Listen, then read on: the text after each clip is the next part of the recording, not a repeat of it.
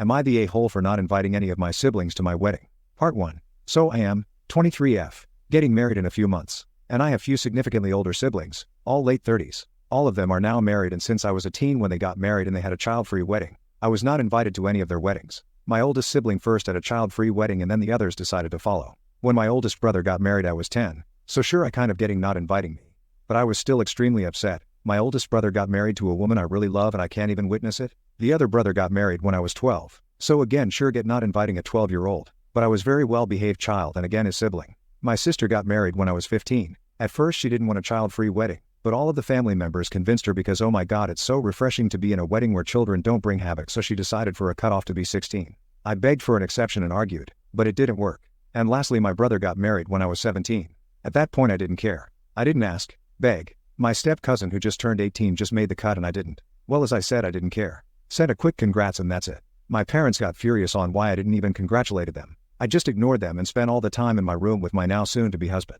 Since I'm getting married I decided none of them are going to be there, since I wasn't allowed to be there too. When they didn't get the invitations they all came to my house and demanded to know why didn't they get one. I simply explained you didn't want me in your wedding, I don't want you in my. I explained how hurt I was that I was not able to see any of my siblings get married and they should experience the same.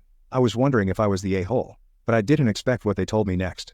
2. They said that the weddings had alcohol so they didn't want any young impressionable kids there. And I said all I wanted was to be included in the wedding part. I didn't care about the after party. Mom then started screaming again about how unfair I am and how she wants all of her kids to be together on that beautiful day. Ironic, but I am not backing down. I firmly believe in not inviting them.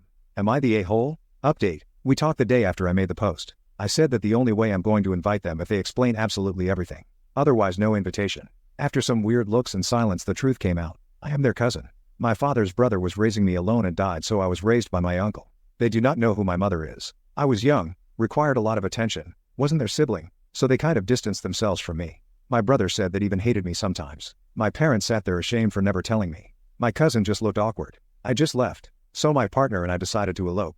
So after all the drama we talked and realized we were doing the whole wedding thing because we thought the other wanted it. We were not against the idea of a flashy wedding, but a calm day with just the closest people was closest to our hearts. So we did that, just us and some of our friends. We are keeping the money for our dream country to visit. My parents had the audacity to get angry that there was no celebration, but I don't care, to be honest. It was a day for us.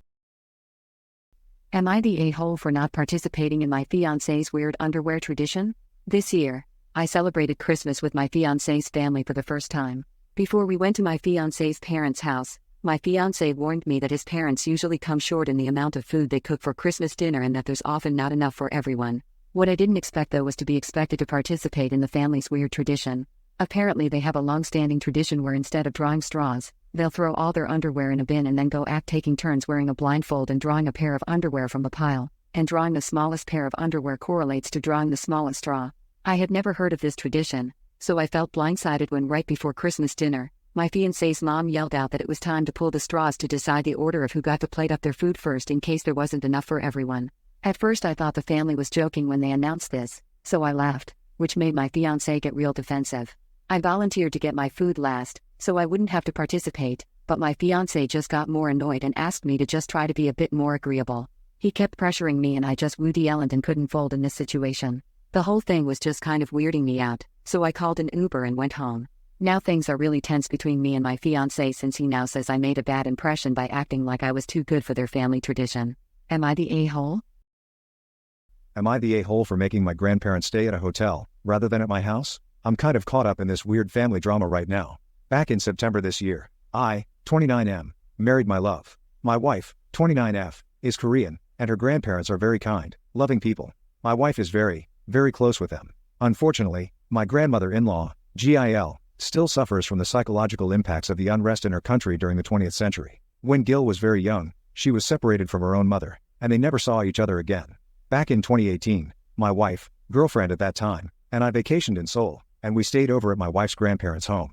I was shocked to discover that Gil still cries in her sleep, and she has accidentally woken me up several times with the noise of her crying. I suffered second-hand embarrassment for her, to be honest. So right now, my grandparents-in-law are visiting our city for the holidays. While we were all figuring out the living arrangements for my in-law's stay in America, I got into a small fight with my wife.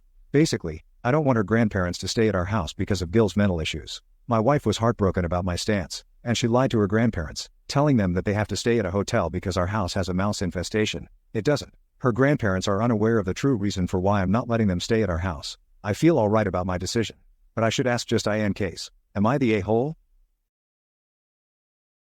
Am I the a-hole for refusing to share my inheritance with my dad and brother after discovering a family secret? My grandma, dad's mom, left me, 27F, my dad's, 52 male, portion of her inheritance but left him and my brother, 30 male, nothing. For context, me and my brother have never met my granddad.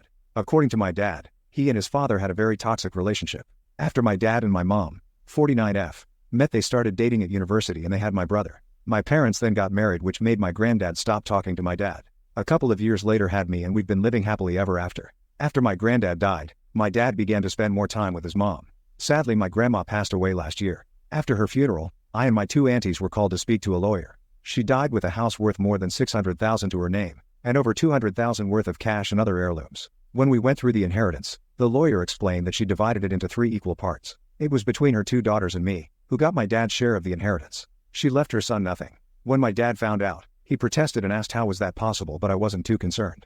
During the proceedings, my grandma's lawyer, who was in charge of the inheritance, gave me a letter written by her a year ago. In this letter, to be read after her passing, she explained that her husband, my granddad, had disowned my dad completely. This is because my dad is not my brother's actual father, as he's a child from a relationship my mom had previously. My dad met my mom when she was pregnant with my brother. My grandparents, my granddad, in particular, thought this was extremely weird. He did not approve of this and was vehemently against it. My dad didn't listen and married my mom a year after my brother was born, which prompted my granddad to excommunicate him for good. During the years my grandma stayed in contact with my dad, but we, my brother and I, did not meet her until after my granddad died. The thing is, neither my brother nor I knew that my dad wasn't his biological father. A day later, my dad called me to discuss the inheritance, but I didn't want to meet him.